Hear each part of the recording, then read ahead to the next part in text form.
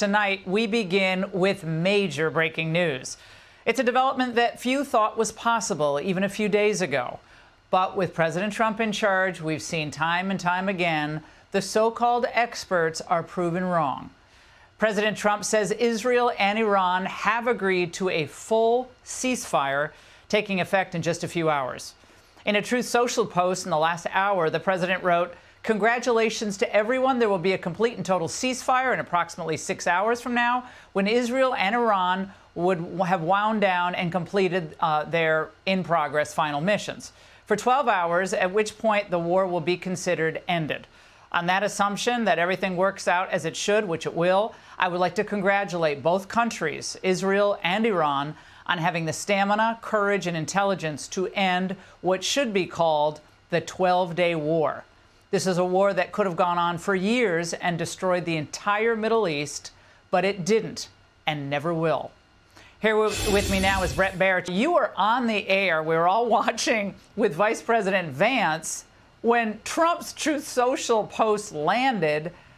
So that was in and of itself kind of hilarious. But do we have details about how this all came together in the last hour?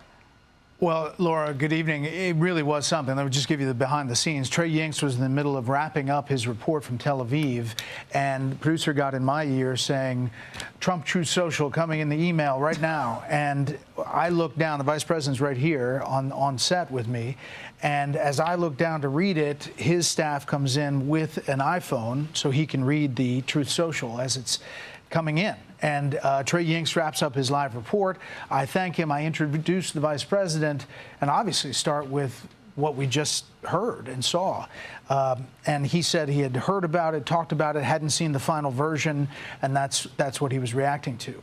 Since then, we've learned that Qatar was the intermediary and that Iran officials are now saying they did, in fact, authorize Qatar to negotiate on their behalf, at least according to Reuters and other wire services, and that the Israelis are going to agree to this in a 6-hour time frame. Now, what happens between now and the 6 hours? I expect a lot of kinetic action inside Iran from the Israelis, but that's what it looks like. And then the details that the president laid out about how it follows over the next 24, 48 hours, we don't know what that picture looks like or whether it leads to negotiations.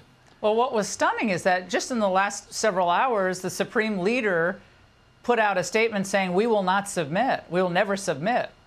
So something was changing in that interim time period, and I guess he was made an offer he couldn't refuse. Maybe so. We don't know. The supreme leader is supposed to be holed up in a bunker. That the going thing in Iran, we're told, is that everyone doesn't know where he is except the Israelis and the U.S. And they have said that they could take him out at any time. I don't know what has transpired that changed the Iranians' bold action, other than to read the tea leaves here. They gave a pre-warning about the missile strike on Qatar and Al Udeid Air Base, saying this is going to happen, get your people out of there. And then the air defenses took down those missiles, including one from Qatar. And, you know, I think that the president's very weak response post and let's get to peace started phone calls between all of the parties, according to the vice president. And in between the time he left the White House and the time he arrived on this set, something had transpired to get that Truth Social post.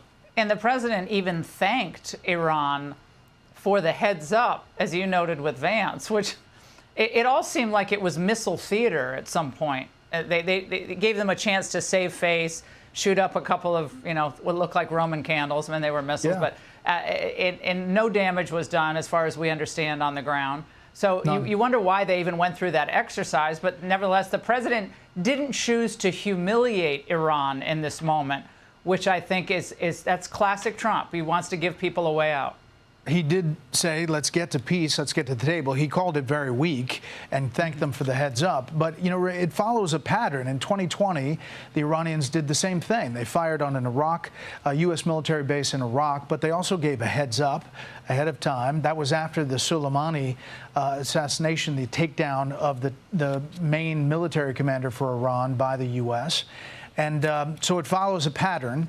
We'll see if this also follows a ceasefire, because as you know, the Israelis feel like they have a lot of superiority in the skies and they can take out targets at will, and they're on the cusp of making a big change to their existential threat.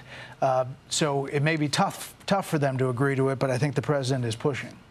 And Brett, although people don't want to be political in this moment, politics always enters the equation. We had an enormous amount of kind of nastiness on across the political aisle over the last few days regarding the president's decision. So some Democrats were more, tepid about it, but others were basically very, very negative on what the president was doing. How do you see this moment playing out politically? I mean, John Fetterman was the only Democrat I saw very vocal in his support of the action. Others were either tepid or saying it was unconstitutional and he had to come to Congress first. I think a lot of those Democrats, if you look back at President Obama's actions in Lebanon, in Syria, they were not anywhere near as vocal about the congressional authorization issue back then. Politically, I think it plays pretty well. He's kept his party largely together. There are some vocal voices, as you know, Marjorie Taylor Greene and others, Tom Massey, but fairly small in number and in voice. And I think it really depends how this ceasefire works out and what comes next.